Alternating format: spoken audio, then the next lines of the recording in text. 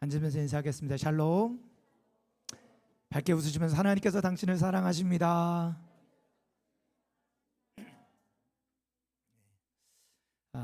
지난주에 예수님을 놀랍게 한 이 백부장의 믿음에 대해서 말씀을 살펴보았습니다.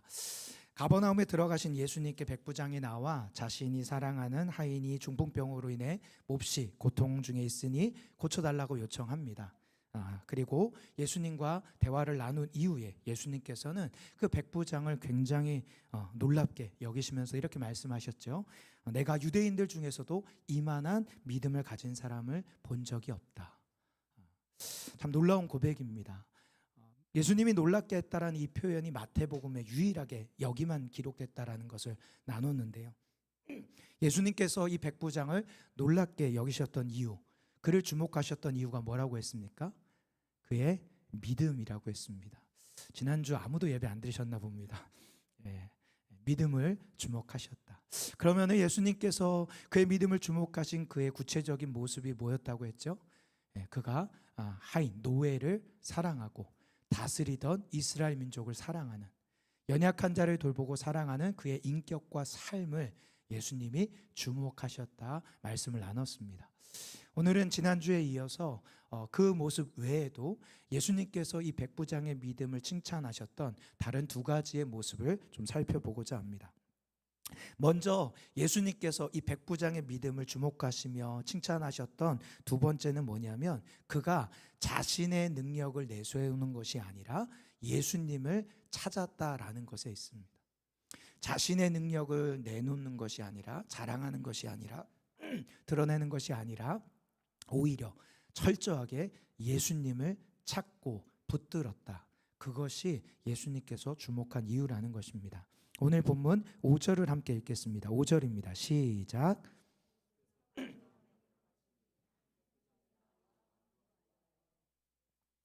다시 한번 읽겠습니다. 힘차게 읽겠습니다. 시작.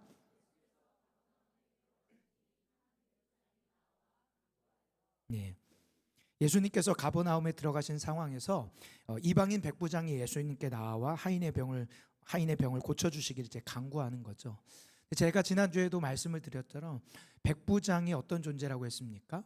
100명의 군사를 마음대로 움직일 수 있는 힘과 권력, 막강한 힘이 주어진 자라고 했죠. 그럼 여러분 한번 상상해 보세요. 자신의 하인의 병든 것을 고칠 때 이 백부장이 일반적으로 할 수 있는 방법이 뭘까요? 쉽게 하는 방법이 뭘까요?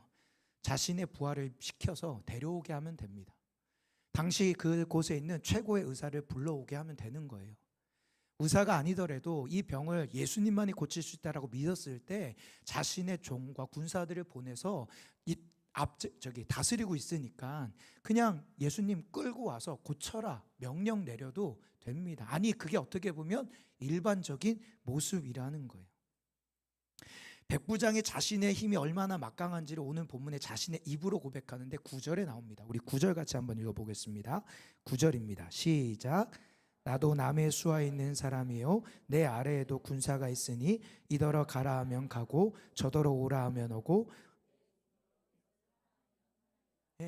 대단하고 막강한 능력을 가지고 있죠. 쉽게 말해서 내 부하에게 말하면 다 이루어져. 그게 내 힘이고 내 능력이고 내가 이룬 것들이야 라고 얘기하는 거예요. 그런데 놀랍게도 이 능력이 있는 그가 하는 방법은 자신의 능력을 드러내고 능력을 사용함으로 예수를 끌고 오는 게 아니라 오히려 자신의 능력을 내려놓고, 아니 나는 무능력한 존재라는 걸 받아들이고 자신이 직접 예수님을 찾아가 그분께 도움을 요청하는 모습을 보여주고 있다는 거예요. 그리고 이것이 저는 예수님께서 이 백부장을 주목한 모습이라고 생각합니다. 오늘날 이 시대를 표현하는 여러 가지 표현 중에 하나가 능력주의라는 표현이 있습니다. 능력주의. 원래 이 능력주의가 생겨난 처음의 배경은요, 누군가한테 균등하게 나누는데 그 균등하게 나누는 기준이 뭘까 했을 때 그 사람이 이룬 것만큼 받게 하는 거, 그게 균등하다라고 생각한 거예요. 그래서 그 사람이 가지고 있는 능력으로 이룬 것만큼 나누는 게 공평하다. 그렇게 해서 생겨난 말이 능력주의입니다. 근데 이것이 시간이 지나면서 오늘날 어떻게 해석이 되냐? 같은 맥락이지만 이것이 조금은 바뀌어져서 내 능력으로 내 인생이 결정된다. 능력이 많은 자가 성공하고 능력이 없는 자는 성공할 수가 없다. 이렇게 해석이 되는 거죠. 그러다 보니까 그 능력주의가 사람들 안에 가득함으로 말미암아 이 세상이 우리에게 던지는 질문은 이런 질문을 던집니다. 너는 어떤 능력을 가지고 있냐? 너는 얼마나 쓸모가 있느냐? 너의 능력을 증명해 봐라. 이렇게 얘기하는 것이죠. 안타깝게도요, 이 능력주의가 교회 안으로까지 들어와 있다는 겁니다. 신학에서는 그것을 승리주의 신학이라고 표현하는데 이런 말 많이 들어보시죠? 여러분, 성공하여 하나님께 영광을 돌리십시오. 하나님께서는 준비된 사람을 사용하십니다. 하나님은 능력 있는 사람을 들어 쓰십니다. 하나님은 영향력 있는 사람을 사용하십니다. 이런 얘기를 강단에서 많이 선포합니다. 여러분, 많이 들어보시지 않으셨습니까? 이게 뭐가 틀릴까요? 겉으로는 틀린 말이 아니죠. 그러나 자세히 살펴보면 여기서 말하는 준비가 뭘까요? 여기서 말하는 능력이 뭘까요? 여기서 말하는 영향력이 뭘까요? 그것이 복음이 아니라 우리도 모르게 세상적인 기준으로 그것들을 해석한다는 거죠. 우리나라에서 대단한 인기를 얻었던 책 중에 정의란 무엇인가라는 책이 있습니다. 읽지는 않아도 아마 제목은 한 번쯤 들어보셨을 것 같아요. 저도 이거를 책을 보니까요, 인문학이나 사회학에서 우리나라의 역대급 기록을 남긴, 그 정도로 많이 팔리고 베스트셀러가 된 책이더라고요. 이 책을 지은 분이 마이클 샌델이라는 교수님인데, 이 교수님이 이 책만이 아니라 다른 여러 권을 줬는데 그 중에 한 권 제목이 이런 제목입니다. 공정하다는 착각. 공정하다는 착각, 책 제목이에요. 근데 저 책 제목이 저 책이 무엇을 얘기하는지를 알려주는 암시하는 부제가 있습니다. 저 밑에 있는 글씨인데 어떻게 잘 보이실지 모르겠어요. 제가 읽어드릴게요. 능력주의는 모두에게 같은 기회를 제공하는가? 이게 부제예요. 능력주의는 공평하라고 만들어진 말인데 정말로 그게 모든 사람에게 기회를 동일하게 제공하는가? 이렇게 질문을 던지는 거죠. 사실 이 책에서 말하는 건 뭐예요? 그렇지 않다는 걸 얘기하는 거죠.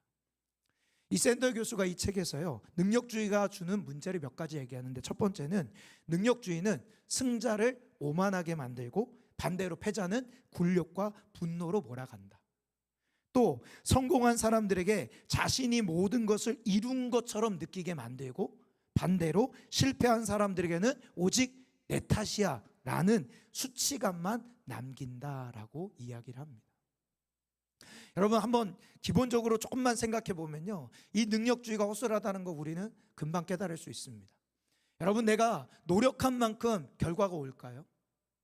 내가 노력한 만큼 결과가 온다. 그게 능력주의거든요. 근데 여러분, 그렇지가 않습니다. 정말로 같은 노력을 하고 같은 땀을 흘린다고 해도 같은 결과가 나오지 않는 게 우리네 인생이에요. 왜냐하면 여기에 우리가 생각하지 못한 인생의 변수가 너무 많거든요. 우리의 노력으로 이루어지는 않는 그런 변수들이 많기 때문이라는 거예요. 가령 이런 거죠. 어떤 시대에 태어났느냐, 어느 가정에 태어났느냐, 어느 나라에 태어났느냐. 여러분, 똑같이 노력해도요, 이 환경 때문에 결과가 바뀝니다. 또 누구를 만났는가, 어떤 기회를 받았는가, 어떤 환경에 있었는가, 이것들로 영향을 받아서 결과가 나오는 거예요. 근데 여러분, 지금 제가 말한 이것들은 우리가 노력해서 되는 일이 아닙니다. 여러분이 대한민국에 태어나고 싶어서 노력해서 태어나신 분 계십니까? 우리 작년에도 필리핀 갔지만 필리핀에 가서 그 어려운 환경을 보는데 그들이 거기서 태어나고 싶어서 노력해서 태어난 사람 없어요. 이거는 변수라는 거예요. 우리의 노력으로 되는 일이 아니라는 겁니다. 그런데 우리의 노력과 이 변수가 만나서 결과가 만들어지는 것이니까 우리의 노력으로만 결과가 나오는 게 아니라는 거죠. 그렇다면 우리의 인생 중에 가장 특별한 변수가 하나 있다는 걸 여러분 아십니까? 그 변수는 하나님의 은혜라는 변수예요. 우리의 노력과 상관없이 주어지는 하나님의 은혜라는 변수가 우리의 인생 가운데 작용하는 거죠. 지금 백부장은요, 자신의 힘과 능력, 노력, 의지, 이것들을 붙들고 드러내고 자랑하지 않습니다. 자신의 능력으로 이 모든 것을 이루었다는 오만함에 빠져 있지 않고 자신의 힘과 능력을 사용하여서 사람들에게 자랑하고 싶어 하지도 않습니다. 철저하게 예수님 앞에 자신의 능력을 벗어난 분, 아니 그 능력을 뛰어넘는 분, 그분이 주님이심을 인정함으로 철저하게 그분을 의지하고 붙들며 그분을 찾고 있는 모습을 보여주고 있는 거죠. 그리고 그것이 주님을 놀라게 하는 믿음의 모습이라는 것입니다. 제가 개인적으로 좋아하는 목사님 중에 우리는 교회 박광림 목사님이 계신데, 그분의 설교를 듣다가 최근에 신조 하나를 제가 듣게 됐어요. 여러분도 아시는지 한번 들어보세요. 화면에 한번 띄워주시겠습니까? 빅 가더, 리틀 가더. 이런 말 들어보신 적 있으세요? 저도 최근에 처음 들었는데 이게 요즘에 뭐 이렇게 사람들이 이야기하는 신조어래요. 저 이야기의 배경은요, 어떤 신학교 교수님이 은퇴한 이후에 제자들을 만날 때마다 제자들에게 질문을 하는데 이렇게 질문을 한대요.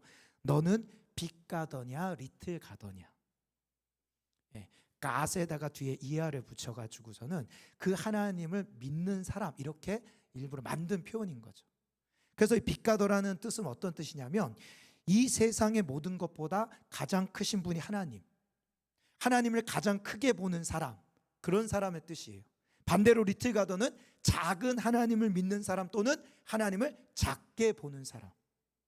그러니까요, 빅 가더는 이 세상의 모든 것보다 하나님을 크신 분으로 보기 때문에 자신의 모든 상황 속에서 하나님을 찾는 거죠. 기쁠 때나 슬플 때나, 좋을 때나 나쁠 때나, 건강할 때나 아플 때나 그는 유일하게 한 분만을 찾는데 하나님을 찾는 자죠.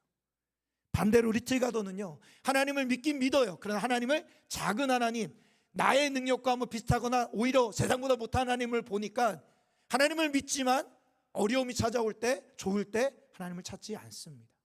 오히려 내 능력, 내 힘을 찾거나 아니면 나보다 더 강한 능력 있는 사람이나 돈이나 인맥 등을 찾게 되는 것이죠. 저는 여러분께 질문하고 싶습니다. 여러분은 빅 가더이십니까? 리틀 가더이십니까? 예수님은 자신의 힘과 능력을 철저히 내려놓고 하나님을 찾는 그 믿음을 놀랍게 여기신다는 거죠. 그래서 히브리서 11장 6절에 이렇게 말씀하십니다. 시작.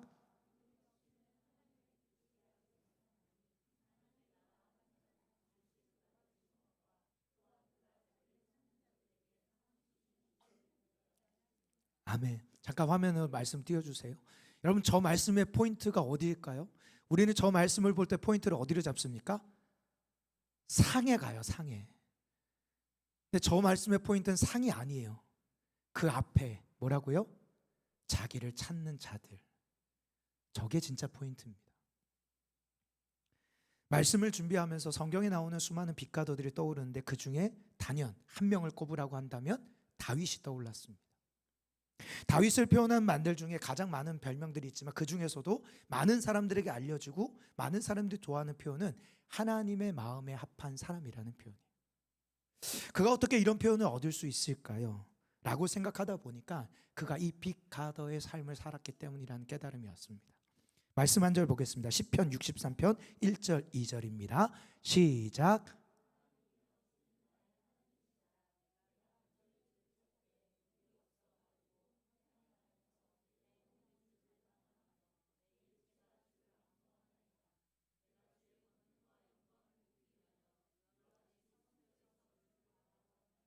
아멘. 오늘 다들 컨디션이 제 목 상태와 비슷하신가 봐요. 제가 목 상태가 이런데 여러분도 영향을 받는데 되게 딱 그렇게 차분하게 말씀 읽네요. 여러분, 이 시편 63편은요 다윗이 유다 광야에 있을 때 지은 시라고 성경에 적혀 있어요. 언제 광야에 있었냐고요. 하도 다윗이 광야에 많이 있었잖아요. 어느 광야냐 했을 때 대부분의 신학자가 언제로 얘기하냐면 아들 압살롬의 반란으로 말미암아 도망갈 때의 순간이다, 이렇게 합니다. 다윗의 인생 중에 가장 비참한 순간이 어디일까요? 여러 개 떠오를 수도 있겠지만 제가 부모가 돼서 생활하다 보니까 아들이 반란을 해서 도망갈 때가 가장 비참할 것 같더라고요. 내가 믿었던 내 아들이 오히려 내 뒤통수를 쳐서 반란을 일으켜서 나를 죽이려고 군사를 보내고 그래서 도망갈 수밖에 없는 그 아비의 비참한 심정, 인생의 최악의 순간이겠죠. 그때 다윗은 내가 못해서, 내가 못나서, 아니면 제가 문제야 라는 수치심이나 죄책감에 사로잡혀 있는 것이 아니라 그때 뭘 한다고요? 하나님을 찾는다는 거예요. 하나님이여, 주는 나의 하나님이시라. 내가 간절히 주를 찾되. 반대로 그의 인생 중에 가장 최고의 영광스러운 순간은 언제일까요? 시편 24편 7절 8절을 같이 읽겠습니다. 시작.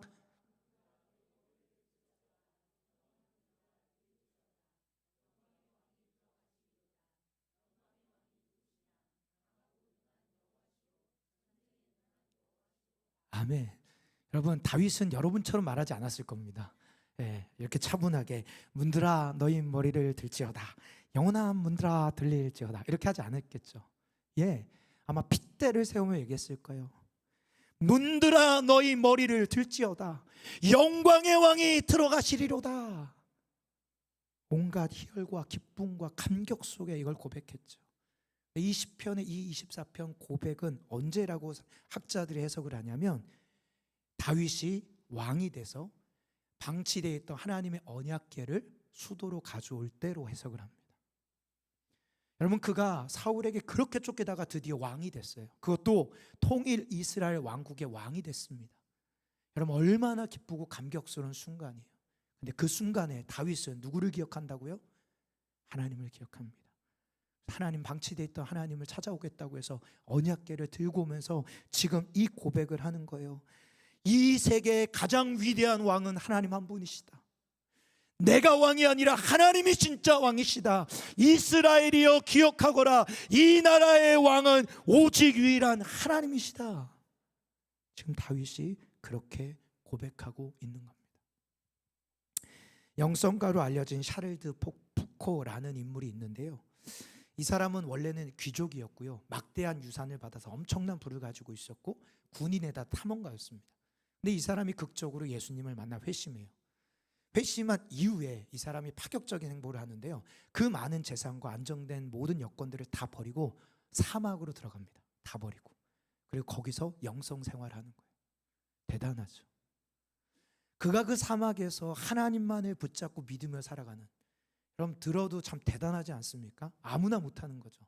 그런데 놀랍게도요, 그분이 그렇게 신앙생활하면서도 늘 고민하는 한 가지가 있었대요. 그렇게 대단하게 믿음으로 살아가면서도 고민하는 딱 한 가지, 그 고민이 뭐였냐? 이런 고민이었대요. 하나님을 믿는 사람에게 가장 어려운 일은 하나님을 믿는 것이다. 말장난 같지만 여러분, 이 말이 확 박히지 않습니까? 전 이 말이 제 마음속에 너무 확 박혔어요. 하나님을 믿는 사람들에게 가장 어려운 일, 하나님을 믿는 것이다. 하나님을 믿는 사람들에게 가장 어려운 거, 삶의 순간에 하나님을 기억하고 하나님을 찾고 하나님을 붙드는 거, 그게 가장 치열한 영적 전쟁이라는 거예요. 그래서 그가 이것을 고민하면서 하나님 앞에 기도문을 한글 적었어요. 그리고 평생 이 기도문을 읽으며 기도했답니다. 우리 이 기도문을 같이 한번 고백하겠습니다. 시작. 예, 나의 하나님, 저는 하나님을 믿지만 하나님을 믿기 가장 어려운 연약한 자임을 아니, 하나님 나에게 믿음을 더하여 주옵소서. 사랑하는 성도 여러분, 이 기도의 고백이 우리의 고백이 되길 축복합니다. 우리의 삶의 모든 순간에 기쁘거나 슬프거나 모든 상황 속에서 하나님의 능력을 의지하는, 내 능력 의지하지 않고 그것들 내려놓고 내 삶에 내 능력으로 행할 수 없는 변수인 그 하나님의 은혜를 구하며 하나님만을 찾는 믿음의 사람들 되시길 주님의 이름으로 축복합니다. 하나님, 예수님께서 놀랍게 보신 마지막의 모습은 그가 예수님의 말씀의 권위를 믿었기 때문이에요. 예수님의 말씀의 권위를 믿었기 때문이라는 겁니다. 자신의 하인을 고쳐달라는 백부장의 요청에 예수님이 즉시로 반응하십니다. 그래서 내가 너희 집으로 가서 당장 고쳐줄게, 이렇게 말씀하세요. 그런데 그때 백부장이 예수님께 이렇게 답합니다. 우리 8절을 같이 읽겠습니다. 8절입니다. 시작. 백부장이 대답하여 이르되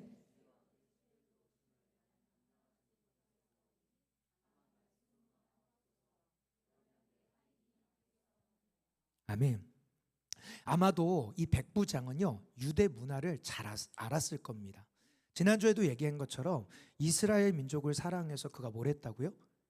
회당을 지었다라고 이야기를 했습니다. 회당을 지어줄 정도로면 유대인들이 하나님을 어떻게 믿고 신앙생활하는지 잘 알았다는 거예요. 그러면 유대인들이 이방인을 접촉하면 안 된다라는 것도 아마 그는 알고 있었던 것 같습니다. 그래서 예수님을 난처한 상황에 두고 싶지 않은 거죠.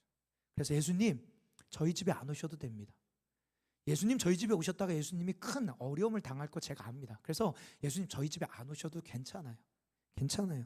그리고 저는 예수님이 말씀으로만도 고칠 수 있다는 능력 있는, 당신의 말씀에 그 정도의 권위와 능력이 있음을 저는 믿으니까 말씀만 해주세요. 그렇게 지금 얘기하고 있는 겁니다. 그러면서 예수님의 말씀의 권위와 능력이 얼마나 대단한지를 자신을 비유를 들어서 이렇게 얘기하는데 그게 9절입니다. 우리 9절 다시 한번 읽겠습니다. 시작. 나도 남의 수하 있는 사람이요.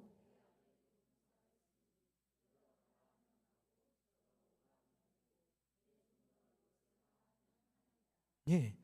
여러분 지금 백부장이 굉장히 놀라운 말을 하는 겁니다. 자신도 다른 사람 권위 아래에 있는 사람이래요. 그런데 그럼에도 불구하고 내 밑에 있는 사람에게 내가 명령을 하면 그들이 그 명령을 다 따를 정도로 내 말에 권위가 있다. 이렇게 얘기하는 거예요. 그런데 예수님은 예수님보다 높은 분이 아무도 없다는 거죠. 예수님보다 위에 있는 존재는 아무도 없는 가장 최고의 위치에 있는 예수님의 말씀에는 얼마나 더 큰 권위와 능력이 있겠냐. 지금 그렇게 얘기하는 거예요. 또 하나는 인간적인 권위를 가진 말에도 이 정도의 영향력이 나타나는데 신적인 권위를 가지고 계신 예수님의 말씀에는 얼마나 더 위대한 능력이 나타나겠습니까? 라는 의미도 담겨 있다는 거죠. 지금 백부장은요, 철저히 예수님의 말씀의 권위를 인정하고 믿는 거예요. 그리고 예수님은 이 고백에 탄성을, 이만한 믿음을 가진 자가 내가 본 적이 없다, 이렇게 얘기하는 거죠. 여러분 예수님이 이렇게 말하는 게 어찌 보면은 이해가 되는 게요, 이전까지 예수님을 만난 사람들이요 예수님의 능력을 안 믿었진 않았어요. 다 믿었죠. 그래서 치유를 경험했죠. 그런데 여러분 요한복음 1장에 시작할 때 예수님을 뭐로 소개합니까? 말씀으로. 태초에 말씀이 계시냐, 그 말씀이 육신 가운데 거하셔서 우리 가운데 거하심에 그분이 곧 예수 그리스도, 말씀으로 우리에게 오신 예수 그리스도, 그 말씀이신 예수 그리스도, 그분의 말씀의 권위와 능력을 믿음으로 고백한 자가 이 백부장이 유일했던 거죠. 그래서 예수님은 놀라워한 것이죠. 우리 한국교회는요 이 말씀에 대한 열정과 사모함이 특별한 교회들입니다. 왜냐하면 한국교회 시작이 말씀 때문에 시작을 했거든요.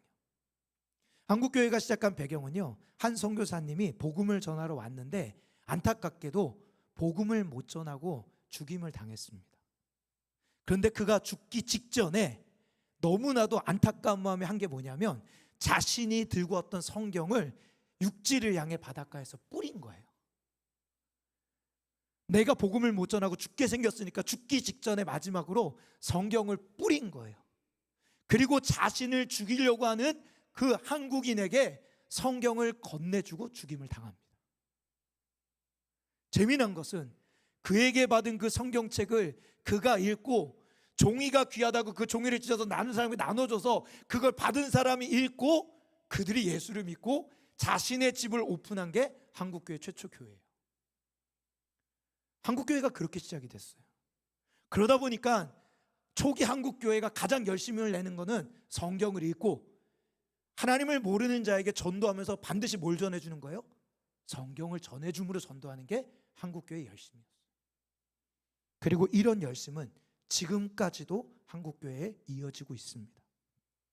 오늘날도 한국교회가 얼마나 말씀을 사모하느냐, 제가 말씀을 준비하면서 곰곰이 생각해 보니까 곳곳에 보이더라고요. 첫 번째, 거의 대부분의 교회가 송구 영신 대회 때마다 반드시 행하는 게 뭐예요? 말씀 카드 뽑기. 두 번째, 새해 첫 주가 되면 기독교 서점이나 기독교 사이트에서 가장 많이 팔리는 게 뭔지 아세요? 성경 통독표. 그게 제일 많이 팔린답니다.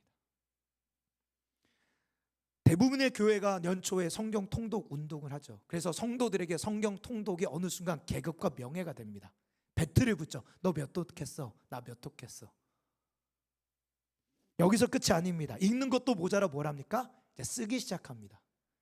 예, 우리 교회 패밀리에도 말씀 묵상이 점점 번져가는 가운데 필사 얘기도 나오고 있는 걸 제가 들었는데요. 쓰기 시작합니다. 심지어 전 성도 성경 필사 대회도 하고요. 그거를 모아서 전시하기도 합니다.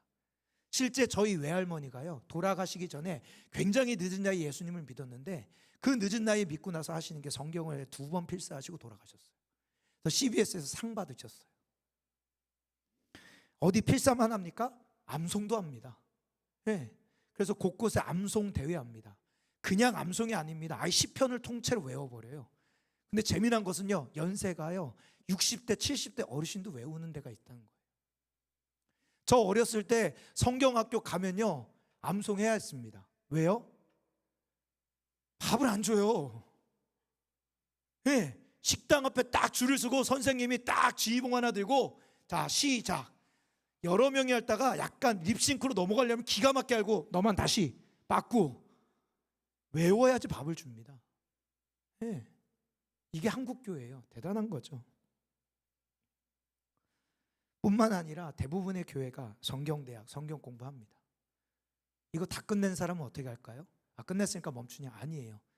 그 열정이 특심이어서 다른 기관을 찾고요. 다른 단체를 찾아서 또 공부합니다. 제가 이걸 보면서 야, 대단하다 우리 한국교회. 진짜 대단하다. 근데 갑자기 제 머릿속에 이거보다 더 대단한 사실이 하나 느껴졌어요. 그게 뭔지 아세요? 이렇게 성경을 사모하는 성도들이 많은 이 한국 땅을 보면 전혀 성경적이지 않다는 거예요. 이렇게 성경을 사모하는 사람들이 많은데 우리나라의 지금의 현실은 전혀 성경적이지 않다는 겁니다. 올해 조사한 우리나라 기독교인은요, 전체 국민의 약 20%, 국민 4명 중에 1명꼴로 봅니다. 4명 중에 1명이 기독교인이에요. 그렇다면 그 한 사람이 하나님의 말씀의 삶을 온전히 살아내므로 영향력을 끼칠 법도 한데 그렇지가 않습니다. 말씀의 영향력이 느껴지지 않는 시대이죠. 왜 그럴까 고민하다가 2가지를 발견했어요. 하나는 한국 교회의 성도들이 그렇게 많지만 현실은 성경을 사모하는 사람들이 일부분이구나. 2번째는 성경을 사모한다 하지만 성경의 권위를 인정하진 않는구나. 그저 내 만족, 나의 원함으로 성경을 읽는 것뿐이지 성경의 권위를 인정해서 성경의 말씀대로 삶을 헌신하는 자들이 적구나. 그것을 깨달았습니다. 여러분, 여러분에게 성경의 권위는 여러분의 인생의 권위들 중에 어느 정도 위치에 있습니까? 여러분, 혹시 여러분이 읽는 성경 그거 여러분이 돈 주고 제값 주고 사셔서 읽는 분들 계십니까? 국내 유통되는 성경책이 얼마인지 제가 조사해 보니까요, 저렴한 게 2만 원대고요, 비싼 건 8만 원까지도 하더라고요. 근데 돈 주고 내가 읽을 성경을 내가 돈 주고 사서 읽는 사람이 많지가 않다는 겁니다. 대부분이 어딘가 선물로 받거나 수료하면 주는 거 성경으로 보죠. 근데 그것도 부족해서 요즘엔 뭐 합니까? 어플로 깔고 다닙니다. 교회 올 때 성경책 잘 안 들고 오려고 합니다. 근데 그 어플 까는 것도 뭘로 깔아요? 유료 어플이 있고 무료 어플이 있는데 뭘로 깝니까? 유료 어플은 아까워서 안 깝니다. 솔직하게 다 무료 깝니다. 이게 성경의 가치 아닐까요? 이게 성경의 가치 아니겠습니까? 이게 말씀의 권위에 대한 무게감이 아닐까요? 불과 이곳에서 1시간밖에 떨어지지 않는 북한 땅에서의 성경의 권위와 가치는 얼마나 될까요? 거기는 값을 매길 수가 없습니다. 왜요? 돈 주고도 살 수가 없으니까. 그래서 굳이 값을 매긴다면 북한에서의 성경의 값은 생명입니다. 생명. 작년에요, 북한 인권민간단체 협의회와 미국 인권재단이 공동으로 주최했던 2025 서울 북한 인권 세계대회라는 게 있었어요.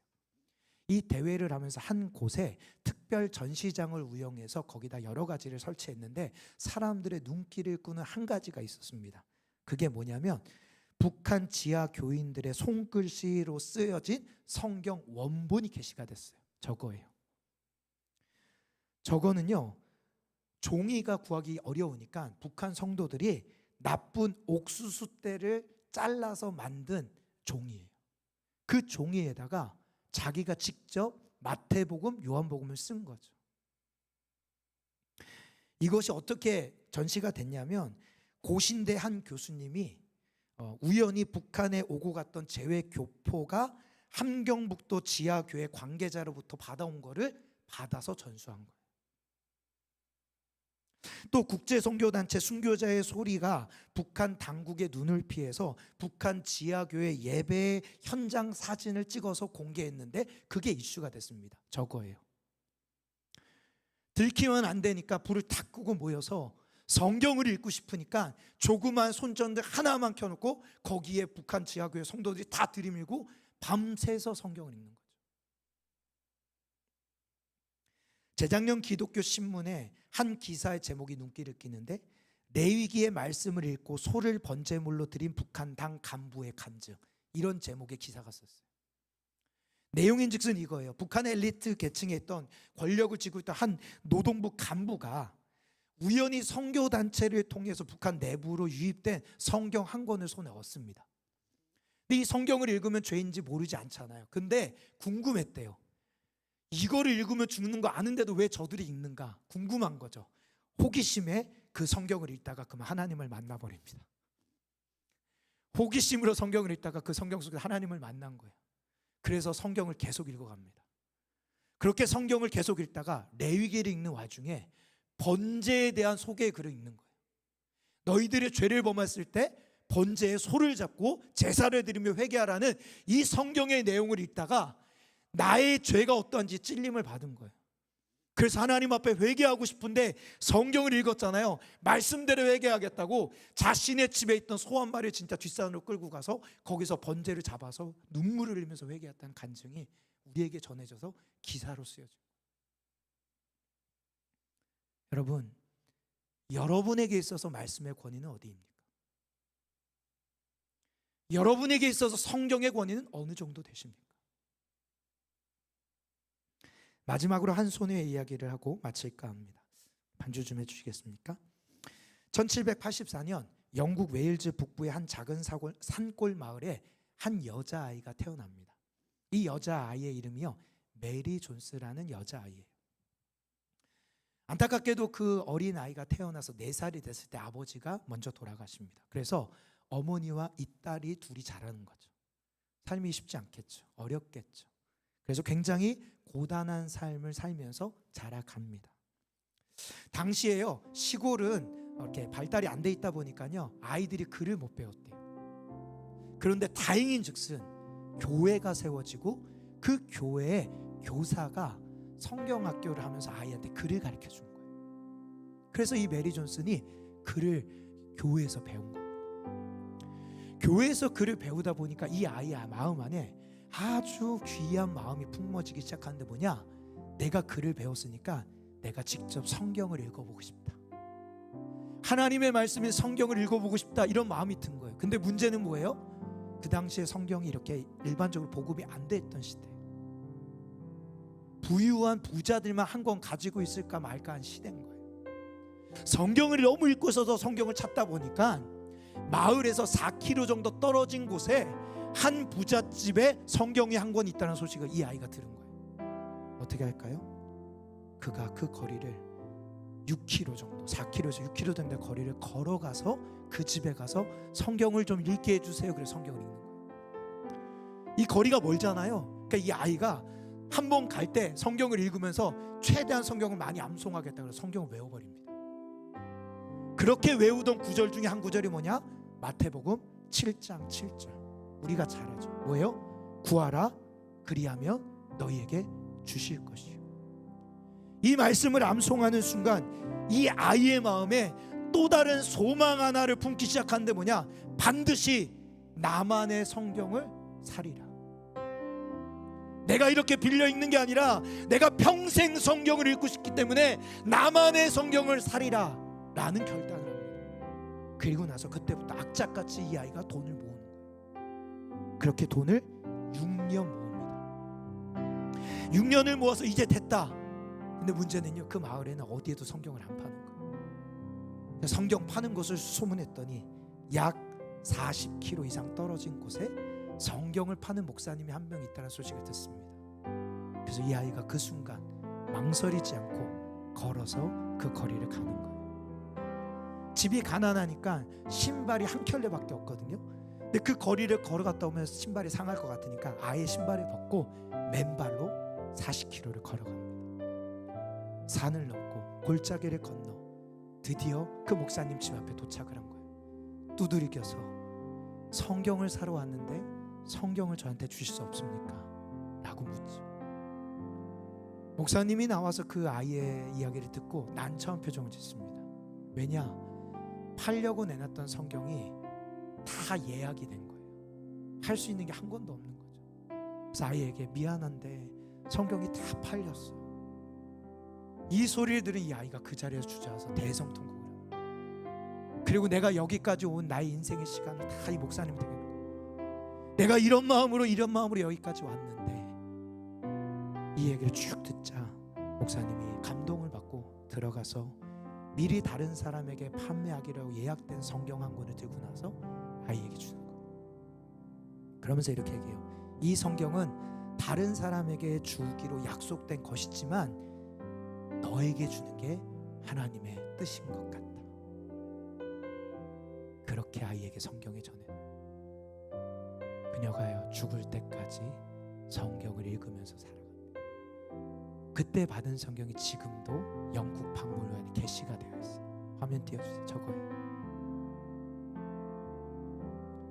이 성경책을 팔았던 목사가 이 아이 때문에 도전을 받습니다. 그리고 영국 런던으로 올라갑니다. 그리고 나서 이런 아이가 있은 걸 아십니까? 라면서 모든 사람이 성경을 읽게 해야 되지 않겠습니까? 그렇게 해서 생겨난 단체가 인류 최초로 세계 언어로 성경을 보급하는 사역을 감당했던 영국 성서공회가 그렇게 시작이 됩니다. 이 여인 때문에. 사랑하는 성도 여러분, 여러분은 빛가더십니까? 리틀가더십니까? 하나님을 찾는다는 것은 추상적인 게 아닙니다. 하나님을 찾는다는 것은 매사에 말씀을 읽고 그 말씀에서 하나님의 뜻을 듣고 이해가 되지 않더라도 그 말씀에 순종하며 가는 게 빛가더예요. 그게 하나님이 주목하시는 믿음입니다. 저는 여러분이 이 시대 가운데 빛가더가 됐으면 좋겠습니다. 여러분, 이 세상이 정말 악하고 어둡습니다. 이번 주에도 제 마음이 참 무겁더라고요. 근데 여전히 하나님은 우리 교회를 소망으로 삼으십니다. 여러분을 소망 삼으십니다. 여러분이 말씀 앞에 반응할 때 여러분을 통해 일하실 것을 기대하십니다. 이 시간 함께 기도하겠습니다. 우리 시간 한 가지 기도할 때, 하나님, 내가 하나님이 주목하시는 사람 되기 원합니다. 빛가더의 삶을 살게 하여 주시고 말씀의 권위를 인정하는 삶을 살게 하여 주옵소서. 이 시간 우리 주여 한번 부르짖고 기도하겠습니다. 주여, 주님, 하나님, 우리가 빛가더의 삶을 살게 하여 주옵소서. 우리가 가진 능력이나 세상이 인정하는 능력을 붙드는 게 아니라 크신 하나님을 믿기에 우리의 모든 삶에서 하나님을 찾고 의지하는 자의 삶을 살게 하여 주시옵소서. 하나님, 우리가 빛가더로서 하나님의 말씀의 권위를 인정하기에 말씀을 읽고 묵상하며 그 말씀을 따라 살아가는 삶을 우리가 살아갈 수 있도록 주여 우리를 붙잡아 주시옵시고 역사하여 주옵소서. 하나님, 이 세상이 능력주의로 판을 칩니다. 교회 안에도 능력주의가 옵니다. 하나님, 우리가 이것에 속지 않게 하여 주시옵시고 하나님을 바라보며 붙들며 하나님을 의지함으로 말미암아 말씀의 권위를 인정하며 말씀을 부여잡고 믿음으로 살아가는 우리 모두가 될 수 있도록 주여 붙잡아 주시옵시고 인도하여 주시옵소서. 말씀의 사람, 하나님을 찾는 사람, 하나님을 붙드는 사람, 믿음의 사람들이 우리 부배담의 공동체의 사람들이 될 수 있도록 은혜를 베풀어 주옵소서. 살아계신 아버지 하나님, 오늘 이 말씀을 통하여 예수님께서 주목하시는 믿음의 사람의 모습을 봅니다. 주님은 말씀이셨습니다. 그리고 말씀이 육신이 되어 우리 가운데 거하신 분이 주님이십니다. 하나님, 우리가 그 주님을 가장 크신 분으로 믿기에 말씀의 권위를 인정하며 말씀 앞에 엎드리며 말씀을 읽고 묵상하며 말씀을 따라 살아가는 삶을 살아가는 빛가더들이 될 수 있도록 은혜를 베풀어 주시옵소서. 하나님, 이 세상이 어둡습니다. 능력주의가 판을 칩니다. 그래서 우리 교회를 조롱하며 교회 안에도 안타깝게 능력주의가 들어온 이때 하나님, 우리 보배당 공동체가 복음으로 충분하며 복음만을 붙들며 복음이신 예수 그리스도의 말씀을 의지하며 살아가는 주님의 공동체 될 수 있도록 은혜 베풀어 주시옵소서. 그렇게 응답하시고 인도하실 주님을 찬양하며 우리 구주 예수 그리스도의 이름으로 기도합니다. 아멘.